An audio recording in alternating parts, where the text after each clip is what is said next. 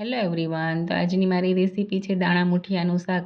જો તમે આ દાણા મુઠિયાનું શાક એકવાર બનાવી લીધું તો તમે ઊંધિયાનું શાક તો ભૂલી જ જવાના છો. એટલું સરસ ટેસ્ટી આ શાક બને છે. તો ચાલો આપણે રેસીપી સ્ટાર્ટ કરીએ. તો એના માટે મેં ઝીણી સમારેલી મેથીની ભાજી લીધી છે અને ઝીણી સમારેલી કોથમીર છે અને લીલું લસણ લઈ લીધું છે. હવે આપણે એમાં એક નાની વાટકી જેટલો બેસન એડ કરવાનો છે અને એક નાની વાટકી જેટલો ઘઉંનો જાડો લોટ આવે છે એ એડ કરવાનો છે.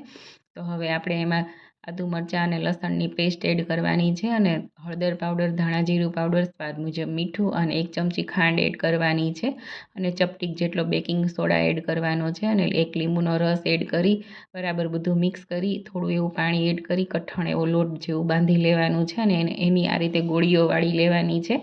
તો આપણી ગોળીઓ તૈયાર છે. તો હવે તેલ ગરમ થાય એટલે આપણે એમાં એક પછી એક બધી ગોળીઓ તળી લેવાની છે. ગેસની ફ્લેમ સ્લો રાખીને તળવાની છે.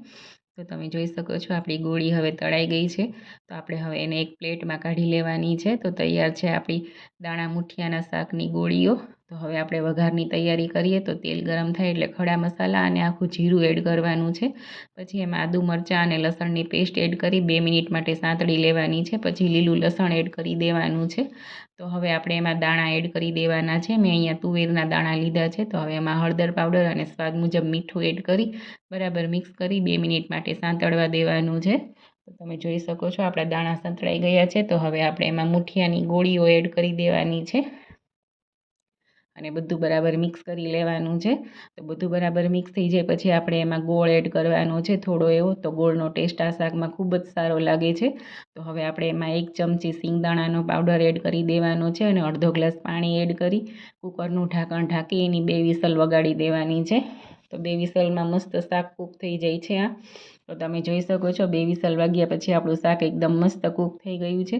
તો ઉપરથી આપણે લીલા ધાણા એડ કરી દેવાના છે અને એકવાર બરાબર મિક્સ કરી લેવાનું છે. તો તમે જોઈ શકો છો આપણું દાણા મુઠિયાનું શાક કેટલું સરસ બન્યું છે અને ફટાફટથી બની જાય છે.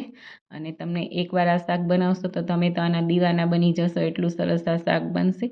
તો જો તમને મારી આ રેસીપી સારી લાગી હોય તો તમારા ફ્રેન્ડ સર્કલમાં શેર કરજો અને મારી ચેનલને સબસ્ક્રાઈબ કરવાનું ભૂલતા નહીં. Thank you for watching my video.